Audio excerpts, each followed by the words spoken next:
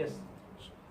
Okay, I have a question related to maybe I don't know whether it's connected. You know, when you talk about that backbiting categories, what about if you're cautioning people against a certain ideology, ulama or Yeah, whatever that's different. scholar? That's different. So, That's like for okay. example, if you want to, Do we mention? if you want to ask, oh, okay, should I be studying with so and so, right? I'll mention my name. Should I study with Ali? Oh no, he don't. So he's always, you know, too extreme on the hearts. He's someone who make you cry, and you'll end up with horrible makeup on the way back home. And so if it's something that has to do with his aqidah, because fiqh, if I'm following Hanafi fiqh and you guys are following Shafi'i fiqh, is that going to lead you to Jahannam? No. No, it's not. But if it's something about Aqidah, Aqidah again is the matter of the heart. And Aqidah is not something what you say necessarily, or what you do. It's mainly the action of the heart. So if someone, or even when it comes to fiqh, that person is doing acts that are not proven from the Quran and Sunnah, right? Is doing acts that are bid'ah, innovation in the religion. Such as what? Such as, you know, saying no problem, we can shake the hands of women, for example. Or a woman doesn't have to wear the hijab, for example. Or anything else that you know is an act of bid'ah. Or you don't know, but you want to ask, and I say, no, this person, he's known for his wrong ideology. So these are the only two things. Otherwise, there's no need for us to get into the personal lives of others. So for example, if a person, you know, he may have committed a sin, then for you to stop seeking knowledge, then that's your loss, not his. That's your loss. So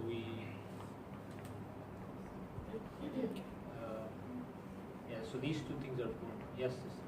How about in a situation when you with someone else and that someone is pouring your heart out about what is happening to her with someone else that you also know that is affected, that person who's talking to you emotionally or whatever that person is doing like hurts them and they just want to relieve themselves and talk to you About that person? about the person that is listening to it. So, yeah, I know we all feel like that, and that's why there's a whole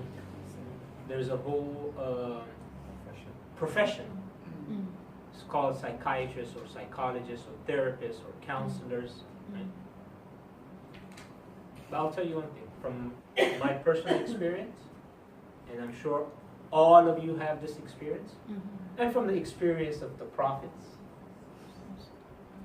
is that once you complain to someone, the first time it's good. Then you do it again, not so good. Third time, the person doesn't pick up your phone calls. So let's look at the guidance of the Prophet ﷺ, or the prophets rather. Let's look at Yaqub alayhi salam. What did he say? إِنَّمَا أَشْكُو بَثِّي وَحُزْنِي إِلَى اللَّهِ. His own sons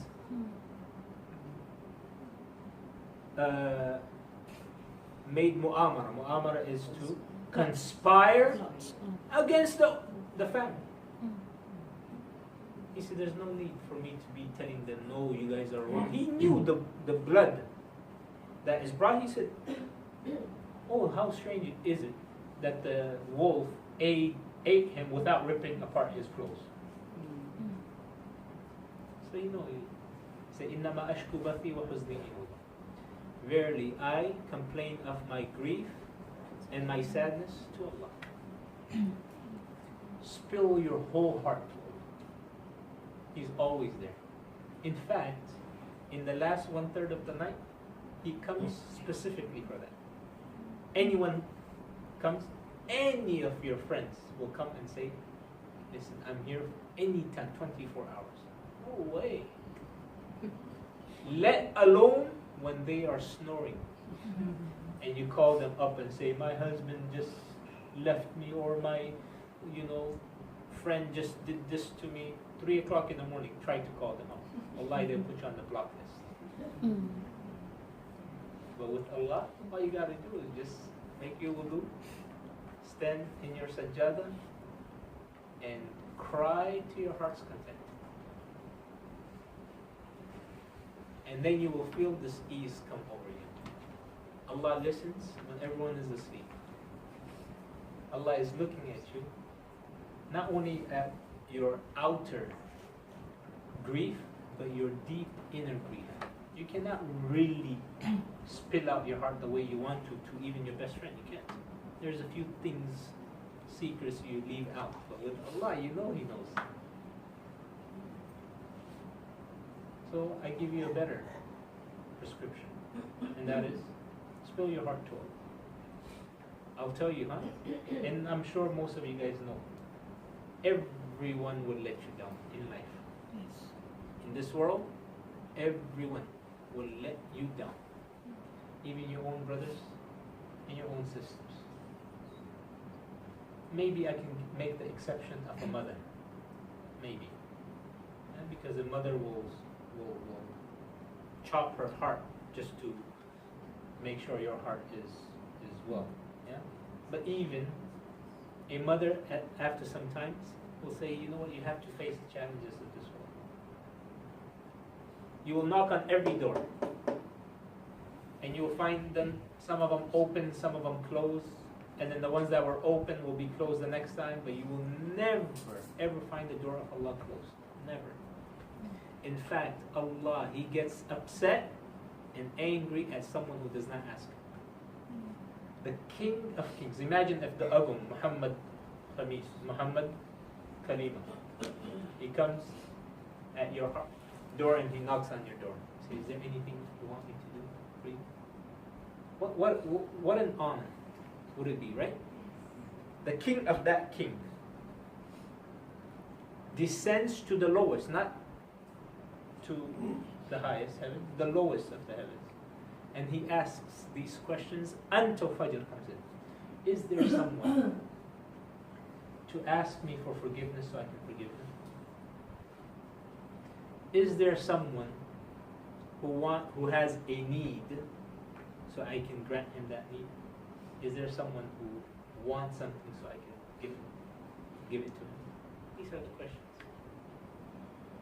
And we're sleeping. Now you understand why Sahaba and the Prophets took advantage of this. They did. You don't think they had lives? They had better lives than us. They had more wives than us, more kids. How many kids we have? 1 or 2? And we say he's a handful. Ali radiallahu anhu had 33 kids. Not from one wife, of course. He married after the death of Fatima many times. These Sahaba, so what does 33 kids mean? That means even if he was to eat 1 date a day, he has to work for 33 dates, plus him and his wife, 35. And he was the Khalifa of the biggest Muslim empire. 3/4 of the known world was under his feet. Yet he was still wake up for tahajjud. So you're going to tell me you're busier than Ali? Or let's not talk about Ali. Let's talk about the Prophet ﷺ. 9 wives. And his constituency and those people coming to him with problems and everything. And wahi, and then jihad, and then his obligation to the community. You know, he's saying, in the daytime, he said, I work on the people. In the nighttime, I work on Allah. So whoever I gave da'wah to, at night I make dua, oh Allah, give him hidayah. That's why we're Muslims. Not so the Prophet can sleep 8 hours. These scientists, they say you need 7 to 8 hours of sleep. If you don't, your kids will have stuck growth and you'll become like this. And for the past 4 or 5 years, I've survived on 4 hours of sleep every day. Yes, I lost some hair, but that's besides the point.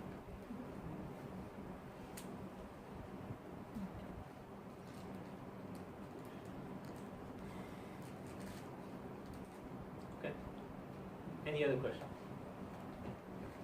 Let's take a 5-minute break and